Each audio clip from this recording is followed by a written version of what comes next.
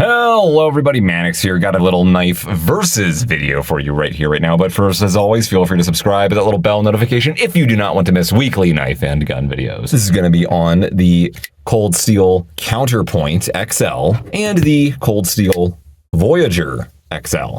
Now, some may take a look at these two and think they're completely different knives. It's not even worth the comparison, but no, I beg to differ. They're actually made of the exact same materials. The blade steel, the handle scales, even the types of liners they use are all exactly the same. Their length is almost spot on as well. Same exact locking mechanisms, and they both have pretty much the exact same calling, like what they're designed to do. So I'm going to argue, actually, they're very, very similar. They're kind of like you took either knife and squashed and stretched it around to make it a new shape. The biggest difference, however, obviously the Voyager series comes in the clip point, drop point, the Caro, the crisp blade, as well as the Tonto you're seeing before you right here. So you have options with blade styles, and this is the only one I got on me, unfortunately. Normally I would have picked probably the drop point. That's probably the most similar to the counterpoint we have up here, if you can use your imagination, right? Anyway, let's get some specs out of the way first, starting with our Counterpoint XL, 6 inches, weighs 7.9 ounces, blade length of 6 inches, handle length of 7 1/8 inches, making the overall length 13 1/8 inches. Grivex handle scales, aluminum liners, AUS 10A blade steel, which is satin finished, triad lock, tip up carry. That pocket clip is swappable to the left side. It is symmetrical. Retails at $159.99. And onto our Voyager, weighs 7.7 ounces according to Cold Steel's official website, 5.5 inch blade, 6 3/4 inch handle, making the overall length 12 1/4 inches. Also, AUS 10A blade steel, however, it is in a stonewash finish rather than a satin. Also is wearing that triad lock. Also has Grivex handle scales with aluminum liners. Also is tip-up carry, and you can attach the additional pocket clip it comes with to the left side since it's lopsided. But both of these are completely ambidextrous. They're both wearing dual thumb studs, just like you'd see on pretty much any modern folder. Late 2025 retails at $119.99, significantly cheaper than the Counterpoint. If you go into the aftermarket, currently what I'm reading right now, our Voyager is at $68.35 on Amazon, while our Counterpoint is at $99.71. So a little over $30 more on average probably for the Counterpoint. Let's just look at some details right here. The Counterpoint has a much more symmetrical handle and blade. Everything's a lot more symmetrical about it overall. It's a lot more rounded, more organic curvature right here. Big old choil right here, very nice and rounded. There's a big old thumb ramp right here. You got decent guards on there. There's no jimping anywhere, but there's a lot to hold on to. We have very good side traction right here. I absolutely love this texture. Absolutely love it. It's almost like a skateboard tape. If you look very, very, very closely, it's almost like a bunch of tiny little triangles. Circular cutouts in here. They're not 100% on 90 degrees or anything. You can see they are slanted. They're somewhat sharp, but again, not 90 degrees or anything. So that just gives a little something, makes it a little bit more aerodynamic. If you were to actually do knife fighting with this, any knife combat, this is very, very balanced and very maneuverable. Actually, really like the way it feels overall. I love this pocket clip. It's extremely simple. Lanyard hole onto our Voyager. Ergonomics are much different. It's not symmetrical at all. Much more lopsided. It looks more like an ergonomic style handle. Very comfortable. I love these two choils down here for holding the lower part of the handle. And then of course you can go up here. Also has a big old cutout right there. Choil for your index finger. And then you can also scooch up here if you want it more precision style work. Set your ring finger in that choil right there and just go onto the bolster area and onto the ricasso of the blade. So a lot of options to hold this one in as well. It does have jimping on the handle scales, but it's kind of useless. Basically doesn't matter because it's not on the actual steel, it's just on the Grivex. Beautiful stonewash finish. Love the stonewash. I always loved it ever since Cold Steel started throwing stonewash on most of their knives. Much better than the bead blasting, I say. Much better rust and corrosion resistance. I think it just looks really good. Iron cross pattern they call on these Grivex handles instead of this kind of more skateboard tape looking pattern, as you can see right there. And it's a lot more aggressive. This is already pretty aggressive. This is grippy. This thing is just insane. It's extremely grippy to the point it's almost too aggressive for some people. In fact, a lot of people don't like how grippy and how aggressive these handles are. It's like really over top. It's the most aggressive pattern I've ever felt on any folding knife I can recall. I love it. I love how it's super grippy. It's a super combat ready, super tactical SWAT Ninja Strike Commando knife right here. Love it. That's not going to slip out of your hand very easily. Doesn't matter how sweaty your hand is or it's dunked in oil or something. I'm sure it'll be just fine because it really bites in there. Very comfortable handle, and you can hold it in a variety of positions. I didn't really touch upon that as much on the Counterpoint, but Same deal. It's not as ergonomic as in there's not as many choils, but you can hold it pretty much however you want because it's just so much more simple. It's less strict about where you're supposed to put your hands because there are few choils other than what you see up here for your index finger, and then the ramp for your thumb is so comfortable up here. You can't choke up on it nearly as easily. I would not recommend you do this grip. It does not look like it's meant to be used that way at all, but that's about as high as you're safely going to go. And then you can go all the way down here as well. But the Voyager just gives you that extra option to choke up for more precision work, even though it's not a fantastic choke up grip either. And our pocket clip's kind of the same deal, just about the same amount of material is going to be poking out there. Very tight pocket clip on our Voyager, by the way. It's very, very tight. Ugh. Got that on there. The combination of the very tight pocket clip as well as the super aggressive texture is going to be pretty much hell on your pants. Just keep that in mind. The Counterpoint's a little bit better. Little compare and contrast right there. They're about the same. I mean, the Counterpoint's going to show a little bit more simply because it's got that satin clip or tumbled clip, whatever that finish is, but our Voyager is blackened. But you can pretty much see just about the same amount of blade, more or less, out of each one, just about the same amount of handle. They both have just about the same amount of handle to grip onto as well. Both wearing that triad lock. Extremely strong. I don't think there really is a winner or loser amongst these two. I mean, maybe I guess you could argue the Counterpoint has a weaker one just because it's longer. Longer lockback equals weaker lockback, but we're not talking by very much. And you can see on the left, our Voyager has a bead blasted finish while our Counterpoint has a satin finish on the lock bar. But I'm going to say they're completely comparable. And then the cutouts around the lock bars where you're supposed to depress with your thumb are both rounded on both these guys. I love, love, love, love that thumb ramp up here. Man, it's just so comfortable on that Counterpoint. Love thumb ramps. I love them. This guy does not have a thumb ramp, but he got jimping on there. So I guess it kind of compensates for it again, but not very useful. They both have pretty much the exact same thumb studs. The Voyagers are slightly more cylindrical. They're just not quite as tapered on the very, very top, but they're almost exactly the same. They're just very, very cylindrical thumb studs.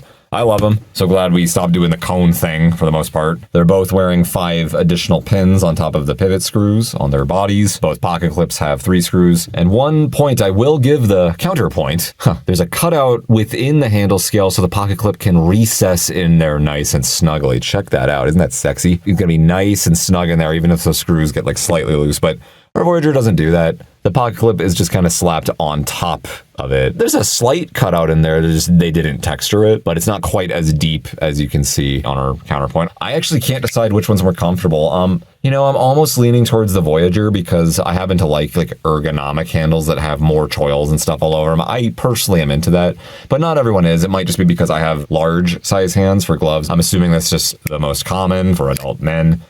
But if you got a big old bunch of bananas on you, a massive hand, maybe certain ergonomic handles are all of a sudden not so ergonomic to you. And then vice versa. You got smaller hands, maybe if you're a woman, or you're a woman with a really large hand, or you're a man with a really small hand, doesn't matter. That's when the Counterpoint is going to shine a little bit more because we have more gradual, natural curvature. Mermaid or something. I don't know why I'm thinking of a mermaid. Maybe it's because it looks like a tail fin to me down here. I don't know what the hell I'm talking about anymore, but it's a lot more rounded and you can hold this in pretty much any position and it would not be uncomfortable. So we have a lot of versatility on our handle on the Counterpoint. Voyager is more like you're holding it here, you're holding it down here. I've seen some people hold it like this. I personally wouldn't. I feel like I don't have enough reach right there, but throw a lanyard on there just to compensate for that last little bit of grip you feel you may be missing out on. But you can also choke up on it. You can't hold this in every single position and have it be as comfortable because the cant on the handle right here, the combination of the choils and everything, it's going to bite into the palm of your hand in a weird way if you're holding it in kind of an awkward position.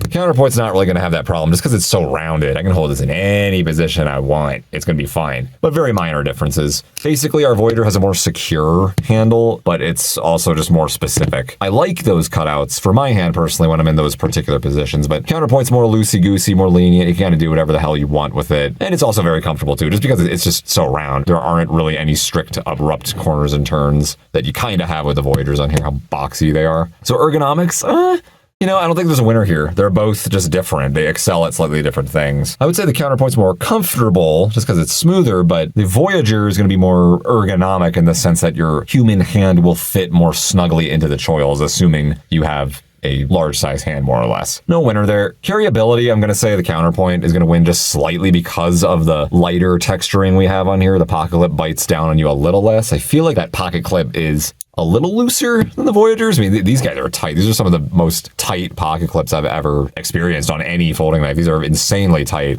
And they're very small, slim, and they're pointy. They might dig into your pants if you accidentally attempt to get it on there on the wrong angle or something. So not a very friendly pocket clip on the cold steels. I don't hate them, but I certainly don't love them. I've had many, many better pocket clips out there. Wish they kind of did something about that, but I do like how they're stubby, nice and snug all the way up there. It's not taking up too much space on your handle. It's nice and out of the way. They're both stubby. But our pocket clip and overall carryability, I'm also going to give to the Counterpoint just because, again, less texturing, slightly looser clip, more friendly shape, more rounded, less aggressive looking. Both wear an AUS 10A steel, so no difference there, no competition. They're exactly the same, I promise you.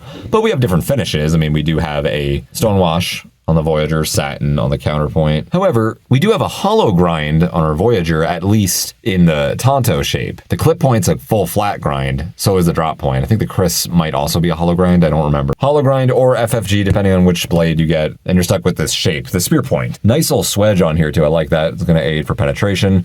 This is going to be an excellent piercing knife, especially if you got those guards right there. It's born to do that. It's born to pierce. But it would be a pretty decent fighting knife as well. Again, it's just so long. You have a lot of balance on there. There's all kinds of moves and maneuvers you can do pretty easily with this thing.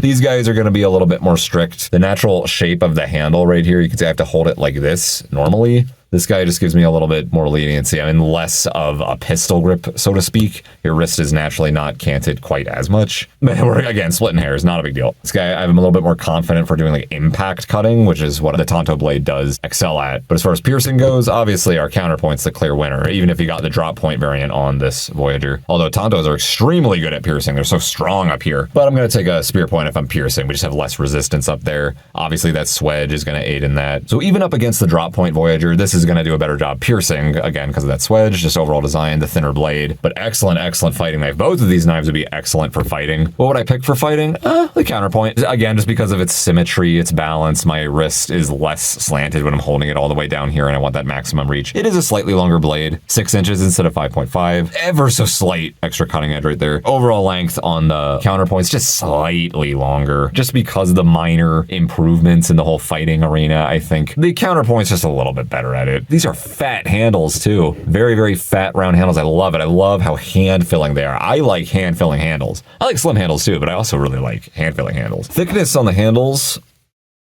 or Counterpoint wins slightly. Slightly thicker handles on there. Voyager looks like it's just a hair above, about 0.6 inches. Counterpoint 0.7 maybe, something like that. And just for giggles, let's weigh these suckers real quick. All right, so Cold Steel's official website, often wrong with weights as far as I remember. 7.9 ounces is what they say for our Counterpoint. My scale is saying 8.37. That's pretty significant. So 0.47, almost half an ounce more than what Cold Steel's website claims. It's almost 8.5 ounces. They said 7.7 ounces on our Voyagers. They're claiming it's 0.2 ounces lighter. 7.92, so this is 0.22 ounces heavier than what the website claims. So a little under half an ounce lighter than the Counterpoint. Slightly lighter, which makes sense because we have a half an inch shorter blade. But they're almost the exact same weight. We have a little bit of extra length, a little bit of extra heft on our Counterpoint if you're trying to be as lightweight, as nimble as possible. Voyager is going to win, although I do like the way that Counterpoint carries more. Locks are both stupidly strong. They're both triads. Blades are both AUS 10A. Very medium grade. Decent blade steels. Very good for the money. Razor sharp at a Cold Steel's factory, just as always. Be very careful if you're not used to these. I like the holes. I love holes in handles sometimes. And again, they both got aluminum liners. So technically our Counterpoints are skeletonized, but they do add some grip. So maybe if you were holding your knife in this position, you can dig your thumb into any of those holes if that's what you wanted to do for whatever reason. Now, which one's the winner? I like the Counterpoint more for combat, for defense. I feel like I'd be able to extract it out of my pocket just slightly easier just because we have a symmetrical handle right there. It's a little bit wider. It's less of an awkward shape down here, but they have pretty much the same amount poking out of their pocket. And just because it has a slightly longer blade, slightly longer overall length, obviously I want as much reach as possible. The handle's more rounded, less choils, more of a jack of all trades. In a frantic, weird situation, if you're scrambling, you can probably grab this in pretty much any position. You'll be fine. This guy's going to be a little bit more awkward in certain positions, but more secure if you are holding it correctly. Again, I do think the Counterpoint's just slightly better for fighting, but Voyager pretty much better at just about everything else. As an outdoorsman's blade, bushcraft blade, survival blade, Voyager. This overall shape, the handle with the blade, I prefer for woodwork and stuff like that. It's going to be an excellent chopper. That handle shape, it's just born to do that. That pistol grip all the way down here, it's just born to chop. This guy, more maneuverable. But really what this boils down to is price. We're going to be spending at least $100 on our Counterpoint, unless you find it on a sale, obviously. But you're going to be spending just a hair under maybe $70 for our Voyager. And because the differences are so minute, the upgrades on the Counterpoint are so subtle, slightly longer blade. Personally, if we're just talking bang for your buck, I like the Voyager XL. You also get the variety of blades, which is kick-ass. It carries just about the same. I like the extra aggressive handle scales overall. Deploys just as fast, same locking mechanism. It's also ambidextrous. I like the stonewash finish more than the satin finish, both for cosmetics as well as function, so it's a win-win for me. Voyager's gonna be the winner. We're just boiling down to raw materials, locking mechanism, overall length, and price. That's when I like the Voyager more. It's just a lot more bang for your buck. It's significantly more cheap than the Counterpoint. But if you really dig this design more, you want that symmetrical shape, you like the kind of boot knife aesthetic it's going for, your idea would be to thrust a lot. You'd perform a lot of thrusts, or you just want something very knife fighting friendly. Defense and pretty much only defense. Counterpoint's the way to go, I think. So if you want to fork over the extra $30, $35 and the ergonomics and shape, overall design and aesthetic are that important to you, yeah, sure, get the Counterpoint. It's a really, really cool knife. $100 I still think is not bad at all for this. The amount of material you're getting here, I think it's totally reasonable. But obviously this is a much, much, much better price for essentially the same knife if we're talking about the end of the day. That's it. Thank you so much for watching. Which one of these do you prefer? You like the satin finish more, actually? Why? What do you think of the texture difference between these guys? You like your super grippy stuff, or you're like, okay, you can stop now. It's something like that on the Counterpoint. Let me know in the comments down below. It's always interesting to hear what you guys have to say, and I always learn something from you. Thank you so much for watching. Mannix out.